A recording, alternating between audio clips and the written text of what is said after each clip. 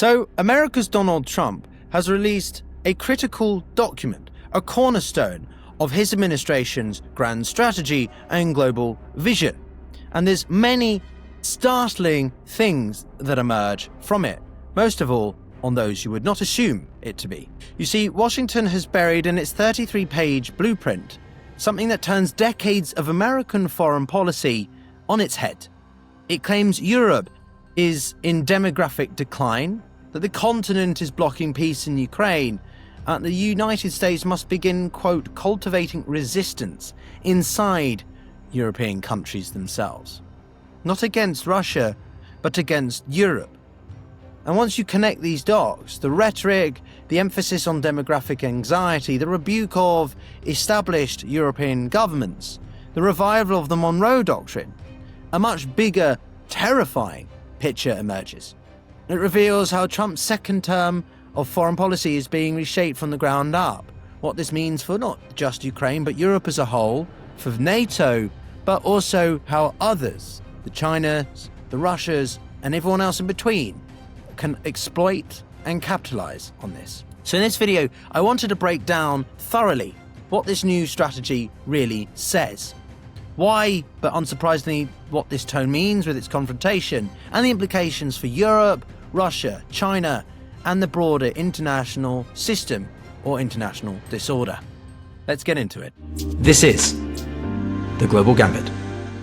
How's it going, everyone? Welcome back to the channel, where if you're new here, we focus on the intersection of geopolitics, economic statecraft, and international relations. And this time, diving into a document that defines American foreign policy and therefore so much of international relations, because it's one of the most consequential documents released in Washington per administration, but also arguably for decades of any administration. Because this is not a speech, it's not a leak, not an off-the-cuff comment at a rally. It is the formal, written statement of American global priorities, what department budgets are for, what allies have to do, and what adversaries measure themselves against. And this year, the message is so blunt. Europe is in the spotlight, but not in a good way. And it's no longer the center of US strategy, because if it is, it's only in a interfering sense. In fact, it's framed as the problem to be corrected. But before I continue, what do you guys think? How bad is the transatlantic relationship, despite the efforts by European capitals to placate Trump, to win him on side after his original comments, or J.D. Vance's comments in Munich in February? Indeed, this document reads a lot like that, and you'll see why in a moment. Let me know in the comments below what you guys think. So, what is the document actually saying? Well, this strategy argues that, and Europe is one of the main themes throughout, Europe is suffering from this democratic backsliding, economic stagnation, high unpleasant mass migration, falling birth rates, and ultimately what it calls civilization erasure. Now, this is not exactly subtle language, and according to the document, Europe is not facing its greatest threat from Russian aggression, but from its own internal decay. And then comes the most provocative line. In plain terms, it sort of sounds like Washington is positioning itself to support political forces inside Europe that oppose Brussels and the EU mainstream. It explicitly praises the rise of Eurosceptic, but more specifically far-right parties, calling them and their growing influence a cause for great optimism. Now, for many more established people, this is extraordinary, because for years US strategy was built on supporting European integration as a pillar of stability. A strong united Europe only furthers America's global interest. And so that point alone raises serious questions.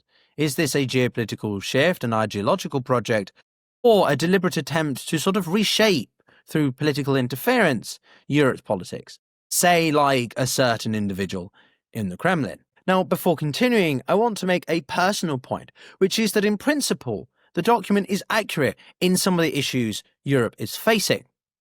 Obviously, it deliberately doesn't distinguish between mass migration or regular and irregular migration. Europe has an immigration problem. We have an inability for assimilation to occur. But it has been proven time and again that regular, properly done migration benefits every single country. In some places, it's known as the triple win, where if the recipient country and the sending country, alongside the migrant themselves, can all win from the process. Irregular migration is something that is undermining Western or European values and does need to be managed. However, this leads into the other point about demographic decline. America has demographic decline. Every country in the Western Hemisphere has demographic decline. Everywhere apart from the continent of Africa has demographic decline. So this is a very lazy and simplified account of things. However, also, Europe does have an economic stagnation problem, and we need to re-evaluate where we send or apply our priorities. Defending Ukraine is major, but increasingly discussions need to be had about to what extent it comes at the priority of European domestic issues, because if it enables entities like Marine Le Pen or more Viktor Orbáns to come through and take charge, then it will overall be a net negative for everybody, including Ukraine. With Ukraine in mind, the document also makes another claim about that Europe is blocking peace in Ukraine. The document insists that there is a, quote, large European majority that wants a expeditious cessation of hostilities and accuses European governments of ignoring their own citizens, what I've just emphasized. But what's missing quite deliberately is any substantial criticism of Russia, and why I will always remain more critical of the Trump administration. There is no acknowledgement of Russia initiating the full-scale invasion, Russia fabricating any pretext, Putin striking Ukrainian cities, and Putin rejecting the peace frameworks as recently as last week. Instead, the burden is placed entirely on Europe, suggesting the EU is the obstacle to ending the conflict, which is complete BS. Whether you agree with the Biden-era approach to Ukraine or not, the framing is, of course, a radical departure from the US consensus, not just since 2022, but since 2014. And so here's the tension.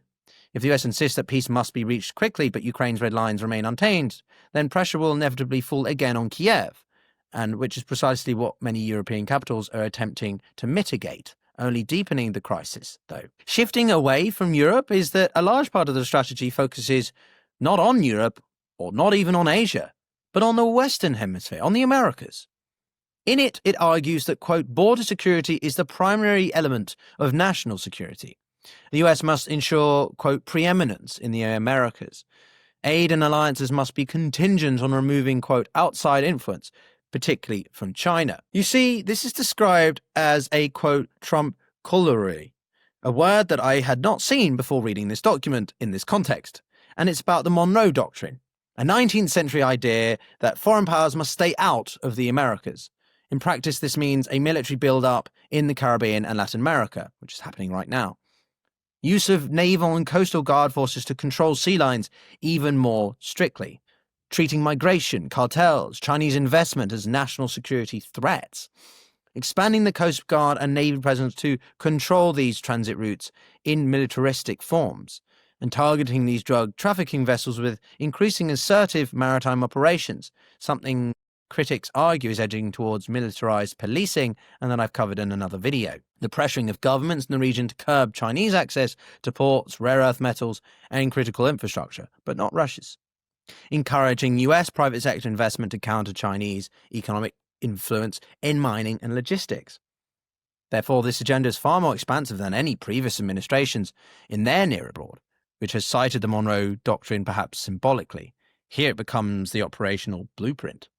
And if you are sitting in Europe, that message is clear. The priority is no longer across the Atlantic, it's across the Rio Grande. Interestingly, though, despite what I've said and referenced about China, they're not actually framed primarily as a military threat, but as an economic one. Within the strategy, it calls for, quote, rebalancing the US-China relationship, restoring American economic independence, maintaining a, quote, mutually advantageous partnership, keeping the trade open but only in non-sensitive sectors, which is sort of a carryover from the Biden administration, which was a carryover from the first Trump administration.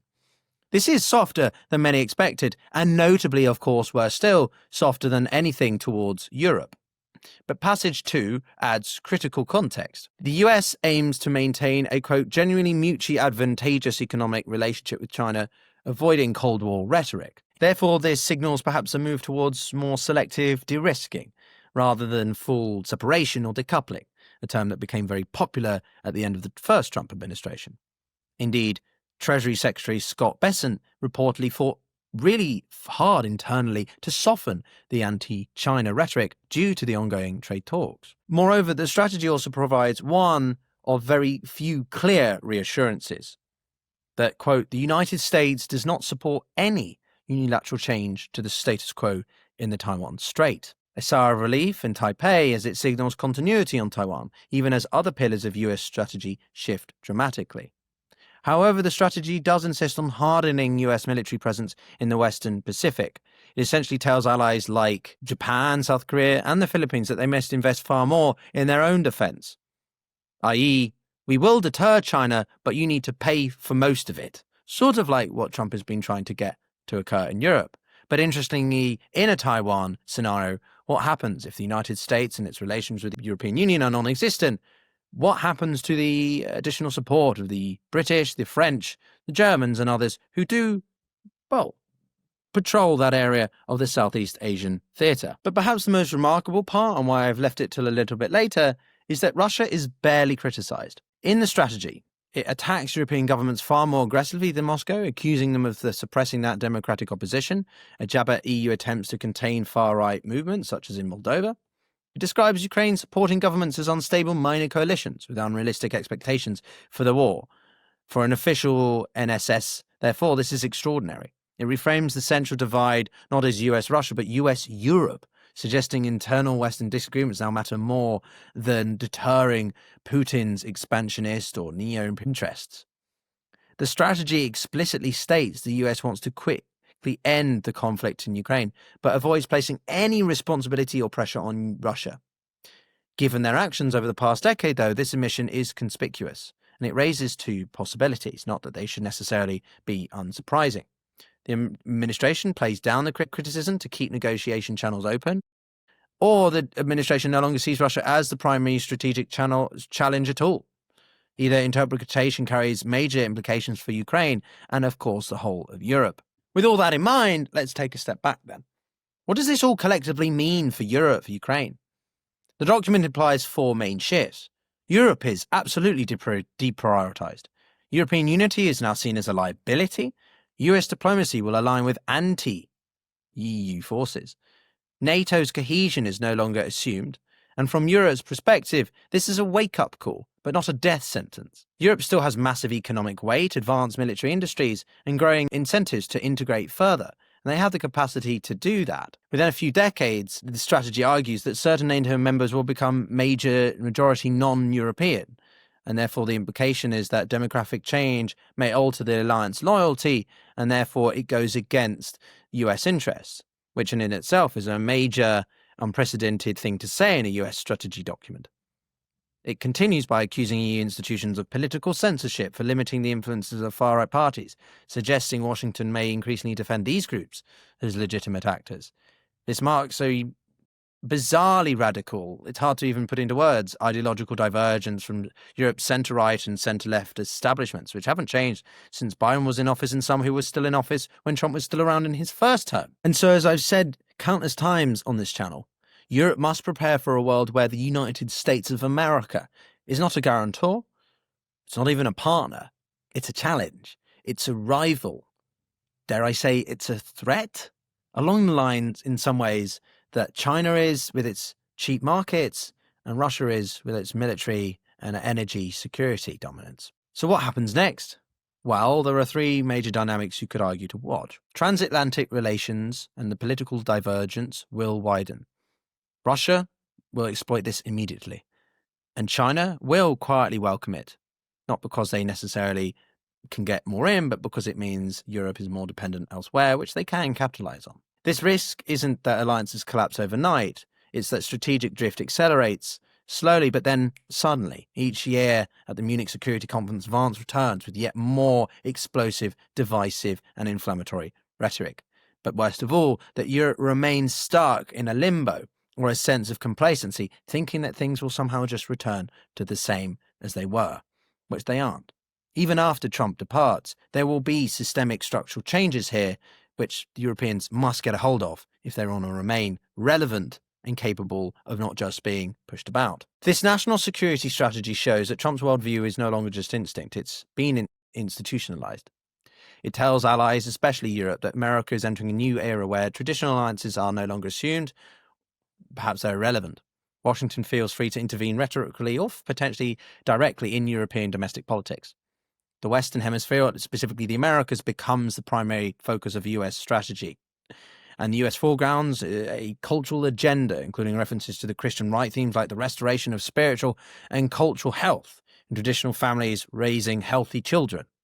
This ideological layer is crucial because it reveals that the strategy is not merely geopolitical, it is civilizational in tone. National identity outweighs multilateralism. Domestic politics drive foreign policy. Burden sharing becomes burden shifting. And geopolitical priorities move much more closer to home unless they are the highest of all in that of China. Great power politics is the way that things are done. Europe faces a choice: adapt, take more responsibility, and get your head out of the sand, or cling to a dying or increasingly irrelevant, dusty partnership, which is more conditional and worse by the day. With that in mind, let me know what you guys think. And if you all enjoyed this video, then do perhaps give it a like, consider subscribing as I try to push and make sure we're aware of what's happening, especially in Europe, of these big picture developments and how it frames the geopolitical changes and economic ones as well. And if you want to support me further, then do consider checking the links out below where you can buy me coffee, support me on Patreon, or become a member on the channel. I'll see you all next time. Take care.